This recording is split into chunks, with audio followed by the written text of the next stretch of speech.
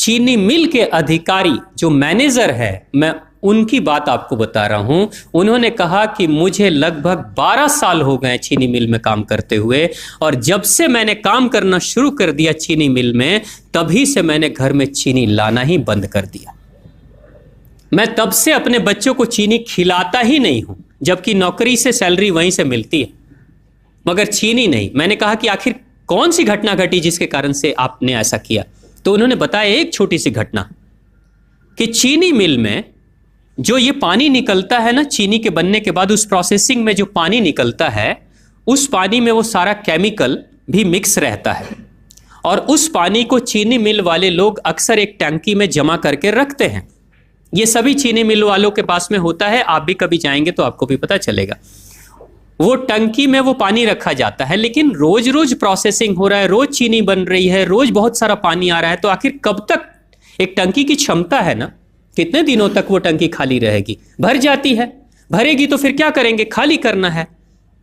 तो क्या किया था चीनी मिल के लोगों ने? सोचा कि छोड़ो ना, अब कहां जाएंगे उसको फेंकने के लिए कहीं दूर, क्योंकि अब उतनी बड़ी टंकी जिसमें हजारों गैलन पानी है, उसके लिए ट्रांसपोर्ट में कितना खर्च आएगा, तो बेहतर होगा रात के अंधेरे में कहीं खेत में डाल देते हैं। क्योंकि जनरली फैक्ट्रियां तो होती हैं ऐसे ही बिराने में, तो कहीं डाल देते किसी खेत में, क्या पता चलेगा पानी है कि चीनी मिल का पानी है, क्या है। तो ये सोचकर मैनेजमेंट वाले लोगों ने रात में ही उस पानी को खेतों में छुड़वा दिया, और नतीजा ये हुआ कि उस खेत की सारी फसल जल गई, मिट्टी बंजर हो गई। और जब किसान पता करने लगा कि आखिर क्या हुआ मेरे खेत में, जब चेकअप कराया वो मिट्टी का, तो पता चला कि इसमें तो चीनी मिल का जो वेस्ट मटेरियल है वो डाला गया है।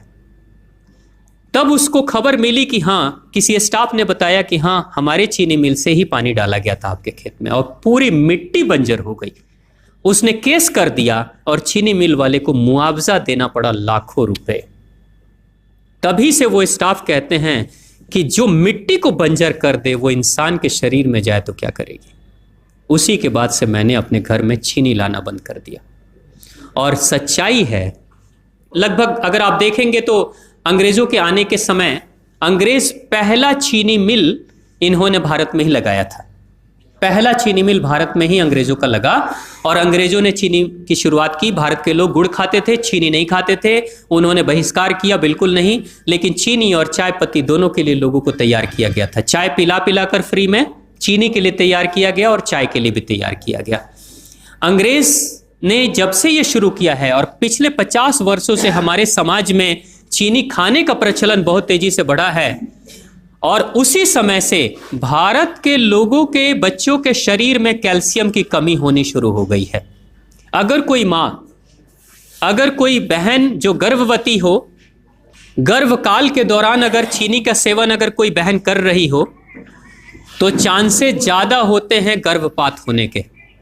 कोई माँ अगर बच्चे के जन्म से पहले 1 साल पहले से ही चीनी छोड़ दे और सामान्य भोजन करे, अपना ही दूध बच्चे को पिलाए, और कम से कम 5 साल तक बच्चे को चीनी ना खिलाए, खुद को चीनी ना खिलाए, उस बच्चे को कभी भी ऑस्टियोपोरोसिस की समस्या नहीं हो सकती। कैल्शियम की कमी उसके शरीर में कभी नहीं होगी।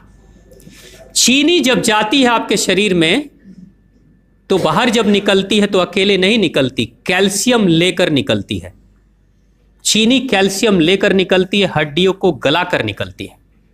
और जिसके शरीर में कैल्शियम की कमी हो जाती है, उसके शरीर में मैग्नीशियम, पोटेशियम, आयरन सबकी कमी हो जाती है। कैल्शियम वो तत्व है कि जिसके शरीर में कम हो जाए, सारे तत्व कम हो जाएंगे, और कैल्शियम की कीमत पे चीनी हम खाते हैं। भारत, पाकिस्तान, बांग्लादेश, नेपाल, ऐसे कुछ देशों के अलावा दुनिया के बहुत सारे ऐसे राष्ट्र हैं जहां चीनी का इस्तेमाल ही नहीं होता। आज भी चीनी खाते नहीं, बहुत सारे देश नहीं खाते बिल्कुल। आप गुड़ खाया करिए, वो ज्यादा बेहतर है, चीनी को छोड़िए।